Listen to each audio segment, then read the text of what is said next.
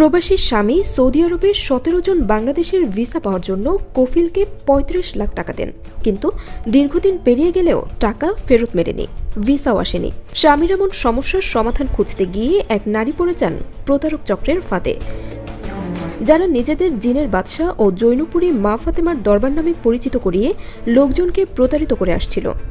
বিভিন্ন YouTube channel ও টেলিভিশনে দেয়া আকর্ষণীয় ও লোভনীয় বিজ্ঞাপনের মাধ্যমে তারা দাবি করত ভিসা, প্রেম, টাকা আদায়, মামলা মোকদ্দমায় জয়, জিনপরি দিয়ে কাজ করানো সহ নানা সমস্যার অলৌকিক সমাধান দিতে পারে তারা। এই বিজ্ঞাপন দেখে আকৃষ্ট হয়ে সৌদি প্রবাসীর স্ত্রী তাদের সঙ্গে যোগাযোগ করেন। শুরুতে বলা হয় কোনো টাকাই লাগবে না, পরে ধাপে ধাপে নানা অজুহাতে 10,20,000 টাকা হাতিয়ে নেয় প্রতারক চক্রটি। তারা দাবি করে জিনপরিদের সৌদি কফিলের কাছে পাঠাতে হলে আগরবাতি, গোলাপজল, শ্রীআংটি ও আগুনমোয়ার শাড়ি কিনে দিতে হবে, এমনকি ভুটানি গরুর দুধ দিয়ে জিনদের পবিত্র করতে হবে। মাঝপথে খবির জিন এসে প্রস্রাব করে বাধা দিলে পাঠা বলির প্রয়োজন হবে বলেও জানানো হয়। এভাবে একের পর এক নাটক সাজিয়ে দীর্ঘদিন ধরে চলছিল প্রতারণা। এই ঘটনায় ভুক্তভোগী নারী তেজগাঁও থানায় মামলা দায়ের করেন। মামলার সূত্র ধরে তদন্তে নামে police bureau of investigation PBI।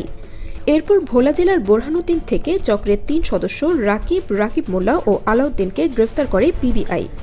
তাদের কাছ থেকে 4টি মোবাইল, প্রতারণার বিজ্ঞাপন সংবলিত ভিডিও, ভয়েস রেকর্ড, ছবি, 150 পৃষ্ঠার বিকাশ স্টেটমেন্ট ও কোটি টাকার লেনদেন সংশ্লিষ্ট তথ্য উদ্ধার করেছে PBI। PBI এর অতিরিক্ত উপপুলিশ মহাপরিদর্শক মোহাম্মদ এনায়েত হোসেন মান্নান বলেন, 2019 সাল থেকে তারা এভাবে প্রতারণা করে আসছে, হাজার হাজার মানুষের কাছ থেকে কোটি কোটি টাকা হাতিয়ে নিয়েছে।